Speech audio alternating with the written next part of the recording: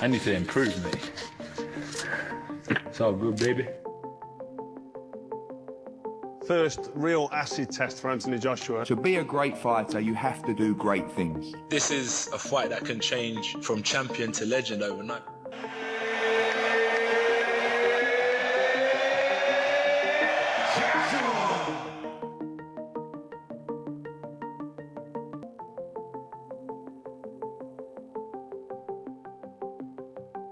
Checking outside last night. I bet you was in London and he said, oh, I'll see you in the morning. Again, for us, is to see what it takes to be a champion. So when we're there, we know what we have to do. Okay, turn that clock on, please. Yeah. Be calm, solid. Control the pace and tempo. Yeah. Throw the shots when you're ready. Yeah. You've got to stop the f***ing out. Don't pull out. Defend and move the legs when you defend. Just keep it simple. Don't give nothing away. That's it. That's it. Nice. Don't get that lovely, but don't give nothing away now. Don't rush nothing. That's it. Ease away. No leaning. Come on. Just do the simple things. Okay, so stop whatever you are doing right now, because what I am about to tell you is the kind of story that the mainstream sports media allegedly does not want trending. And before I even get started, let me just say that by the end of this video, you are going to question everything you thought you knew about Anthony Joshua, Tyson Fury, and honestly, the entire heavyweight boxing landscape. Inspiring, you don't need to go to war, you need to practice. And that's why the fight becomes easy. Just get your breath. Just get your breath, okay? Listen, relax a little bit. What we've got to do with this f***er now is just be smart. You're only doing 4 rounds with him. Good. That's it. Calm. Keep it at your pace. You control the pace behind the jab. That's it. Relax. Little feint. Remember, he'll throw every now and again when you're not... Because this is not just a fight story. This is allegedly a legacy power play years in the making, and the clues have been hiding in plain sight this whole time. So Anthony Joshua, right, the man who was written off, the man who fans online were saying was finished, done, cooked, ready to hang up the gloves after losing twice to the same man. Another AJ little. You strong, you big AJ, but you have another small AJ who, hey, brother, please stop. There's another Sasha send me too. Hey, Sasha, stop. I said, hey, get out. I don't know who are you. Oh, in here, run, training.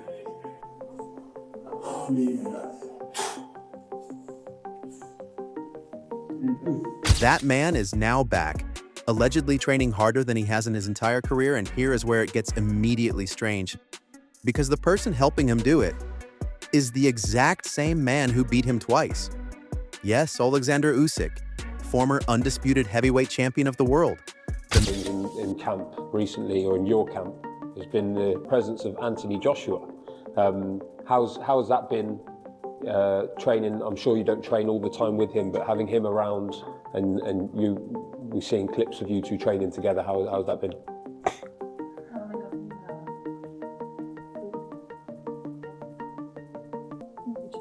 Yeah.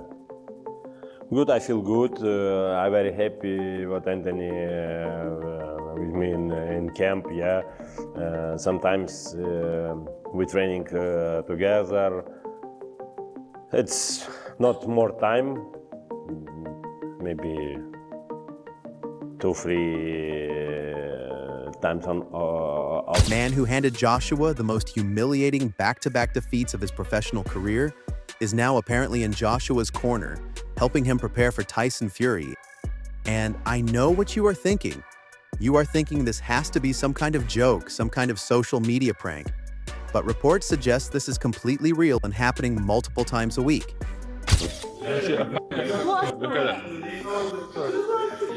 Mad, isn't it? The saying is, it's the 3 months before the 3 months that are important, in the sense of it's the training camp that you do before you actually get into training camp. I remember what I was when I first came back for the Click Show camp. It was the first time I've had time out at the gym, because all my fights from amateurs to pros have been back to back. So I thought the best thing for me to do is stay away from the gym. So I knew it was going to be a grueling 12-week camp. So I started eating a lot, and I thought if I put on the weight, when I get back into camp, I'll shred it. But when I got back into camp and I started hitting the heavy bag, I started sparring, I started doing my conditioning, it was just like, I didn't shred out, I just kind of filled out into the body that I created on holiday. and I come back weighing about 120 kilograms. Just let that sink in for 1 second. Your biggest rival, the person who dismantled your career not once but twice on the world stage, is now your sparring partner and strategic ally. Either this is the most beautiful redemption arc in sports history, or this is allegedly the strangest backroom arrangement the boxing world has ever seen, and we are going to get into all of it.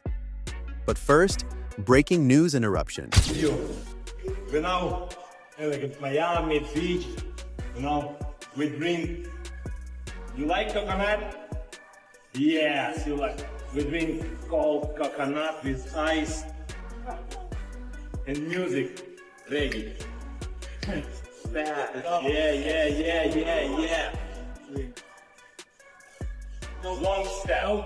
Long, yeah.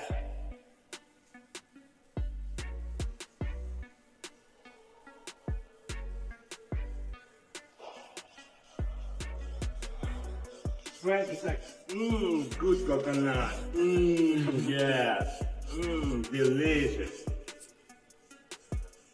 Long step. Yes. Because sources online are suggesting that Tyson Fury has been watching every single one of Joshua's training clips and has allegedly been sending very pointed public messages demanding this fight happen now. And fans are saying Fury is doing this because he is either genuinely hungry for the clash or because he allegedly sees something in those training videos that has him more rattled than he is letting on.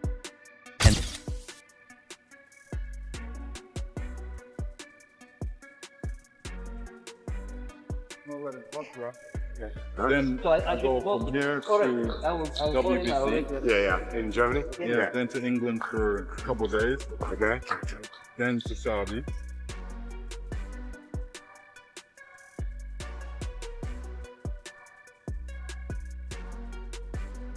that detail becomes extremely important later, so remember it. Now back to Joshua, because here's where the narrative completely flips. This is not a story about a champion preparing for a fight. This is allegedly a story about a man who sources say had completely lost his way. Yeah. Hey, champ, how are you? How are you? Blah, blah, blah, blah, blah, blah. After training, yeah, we got big house, yeah, we maybe drink tea, like speak with AJ, yeah.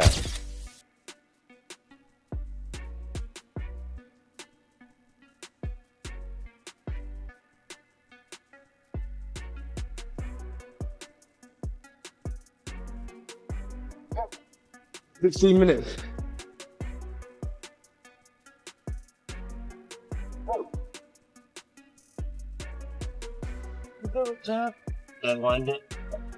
Reports suggest Joshua entered a period of serious inactivity, gained significant weight, and was in a physical condition far removed from the elite athlete the world once knew. And you have to understand what that means for a heavyweight boxer at this level. Because conditioning is not just fitness, it is your entire career, it is your legacy, it is your ability to compete at the highest level, and Joshua allegedly knew this. I was a bit skeptical because I've had a good camp in Sheffield, right? So it's kind of upsetting a good pattern. So I come in here, you've never boxed in here before, you're gonna spar in here, and you haven't kind of, any gym you go into, even if you're sparring your opponent or your sparring partner, the gym's got some character and atmosphere. You can just feel the energy that's been in there before. Come with me, yeah, and we speak with Anthony, my Kirill and son, and Mikhail. Hey, Papa, we wanna play with AJ. I say, no, AJ go rest. You know, Kirill, hey, AJ, maybe you play in basketball. I say, yeah, of course. I say, hey, Kirill, AJ, don't worry, chap, don't worry, we do it. Like, you know, I say, okay. I'm happy. So your two boys, they like having him in camp? Yeah.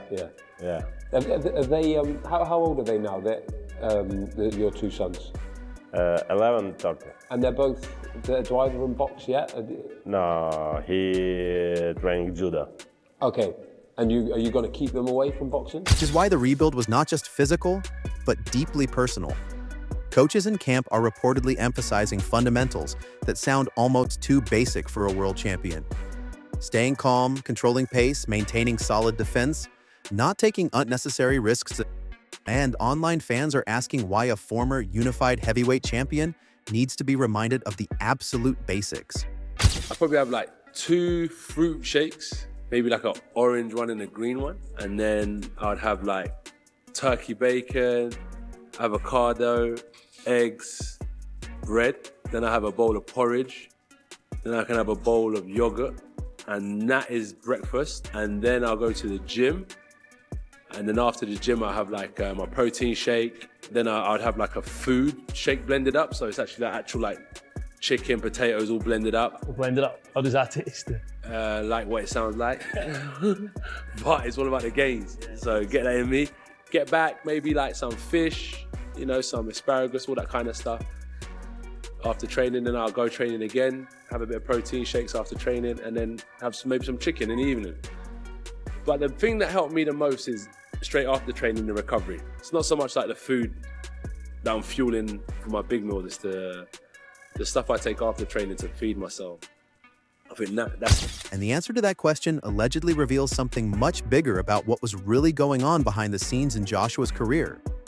Because this is where it gets genuinely wild. Joshua is reportedly following a daily calorie intake of somewhere between 5,000 and 5,500 calories, which for context is more than double what an average person consumes in a full day, and sources close to the camp suggest that recovery nutrition has become a central pillar of his entire preparation strategy, meaning the rebuild is so serious, so intensive, that the team... Yeah. 2 big, strong heavyweights going at it, and I believe there will be a knockout, and it has to come from my side. It has to. I need to win. It's my. It's what I've been praying for, and I believe what you asked, you shall be given. Joshua, he's the same age as me. 2 British boxing legends. Fight. Let's not run away from it. Let's fight. You can only lose, can't you? Win, lose, or draw. We both had losses. Great. Let's get it on. I'm not interested in Daniel Dubois. I'm not interested in Moses. I'm not interested in all these guys. They're all great fighters, yeah? And I wish them all the best of luck in the world. But I want to fight Anthony Joshua. The team is treating food like medicine. And while that might sound like standard elite athlete protocol, online speculation has pointed out that this level of nutritional intensity suggests Joshua is allegedly building himself back from a much deeper physical deficit than anyone publicly acknowledged. And that is allegedly the detail that mainstream coverage quietly glossed over. But wait, because we are not even at the strangest part yet. He handles himself relatively well. Fury does what Fury does. At times he can be very charismatic, other times he can be very boorish. In this instance, for whatever reason, he felt the need to go into full WWE mode, all out.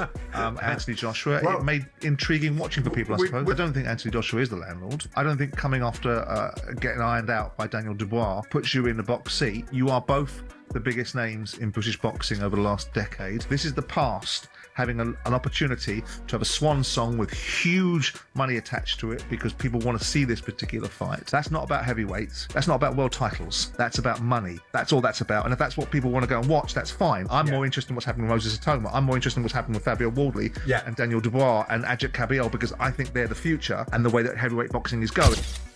Breaking update. Because Lennox Lewis, boxing legend, former undisputed heavyweight champion, one of the most respected and feared figures in the entire history of the sport, has allegedly been visiting Joshua's training camp. He would take the fight, but on his own time. After the fight, AJ said he's still dealing with a lot of things, but he'll be ready, guys. And the quote was, as I said, on his own time. It looked to me like AJ was staking out a negotiating position. How did it look to you? Yeah, I think it was a power move from Anthony Joshua and Eddie Hearn to say, hey, we're the ones in control. Obviously, they are not, right? Tyson Fury is the cash cow. Yes, he is. I'm the landlord is what he is. And fans are saying this is not just a casual social call. This is allegedly strategic mentorship at the highest level. And you have to ask yourself, why does Anthony Joshua, a man who has been a professional champion for years, suddenly need the kind of wisdom that only a legend like Lennox Lewis can provide? Fine. And Tyson Fury, Anthony Joshua, this is similar to Mayweather Pacquiao. It's going to happen past when we wanted to see it, but it's going to be bigger than ever. The British fans want it. I still want to see it. I just don't think Anthony Joshua is as close to his prime as Fury is. Meantime, you think it's like a 50-50 fight, right, Shady? 50-50. That was a good one, man. It's a Monday. Got to be a Monday. Hey, one common opponent is Ngannou. Oh, he Come on, knocked man. down Fury. Yo, almost beat him. let's not. Joshua Yes. immediately decapitated him. This guy is crazy. Real quick, though, nice shades too, man. Thank you. I will say this: watching AJ's response after the fight, I don't think he wants it. And it's not that he don't want the fight. I think he has so much going on in his personal life, right? You lose somebody close to you like that, anything, your mind's probably going everywhere. So I give him that grace period, right? Because he calling you out for all these people and you just sitting down, right? It's just the way his aura gave off. You know what? I got so much going on that I'm not even here with the Tyson Fury. Well, if you got that much going on, you shouldn't be ringside. You shouldn't even at a came. Tyson I Fury agree. fight. Well, we all know. The online theory that is allegedly gaining serious traction right now is that Joshua's team knows something about Tyson Fury that the general public does not, that there is a specific strategic blueprint being constructed that goes far beyond basic fight preparation. And Lennox Lewis walking into that camp is allegedly one of the most significant signals the boxing world has received in years now. Tyson Fury sent the fight with AJ. I do stay back. And You know? watch as a fan. Who do you think wins that fight? You've boxed both of them twice. You've been... AJ win. It's future undisputed champion, you know? Does that make you feel pretty good, Eddie Hearn, hearing that? Amazing. The table nearly flew off. Shut up. We help, we work, we joke, and it's a great time, you know? Early we will rivals, opponent. Now we're friends. And obviously, you've beaten Tyson Fury twice yourself. Are you the man to help AJ beat Fury? I think AJ is good. Beat my friend Greedy Venom. Let us talk about the Usyk situation in more detail, because this is allegedly the narrative twist that nobody in mainstream media has properly examined. Joshua and Usyk are reportedly sparring together regularly, and the approach is described as smart and controlled rather than explosive. Sources suggest the goal is to make the real fight feel easier by training at an elite level in practice. And on the surface, that sounds completely logical. Fury fight is happening exclusively on Netflix, and it's happening in the UK in autumn. Who have you got winning that fight? I could make a case for either man winning. I mean, Fury has, if I'm being honest, he has the better skill sets. But then AJ's got the punching power, and he's, you know what I mean, he presents different Challenges. Yeah, and I think if Fury's not on it, AJ will win, and vice versa. I think AJ wins. I can see why you would say I think it's a 50-50 fight. I do think AJ wins. Why is that? I think there's just something that I saw in AJ's eyes when he was sat ringside, the way he handled that. There's something that he's getting from the Usyk camp that I don't think he's had before. I think his all-round skill set is better than AJ's, if I'm being honest. But then AJ has the equaliser with a punch. I mean, Fury does get hit. He does. I mean, he's a and big his guy. body, and his body's big. It's hittable. Yeah, exactly. And he's been down, what was it, 8 times? But here's the reframe that has fans online completely divided. Usyk beat Joshua twice, meaning Usyk knows every single weakness, every habit, every defensive flaw in Joshua's game better than almost anyone alive. So is Usyk genuinely helping Joshua improve? Or is the sparring allegedly giving Usyk's team, his network, his sphere of influence, a front row seat to Joshua's preparations for the biggest fight of his career? And I am not saying anything is wrong here. Reports suggest the arrangement is entirely above board and based on genuine mutual respect. But the optics of it, the sheer unprecedented nature of a fighter training extensively with the man who defeated him twice, has allegedly set off a chain of online speculation that the boxing establishment has been very quiet about. And the silence itself is allegedly telling.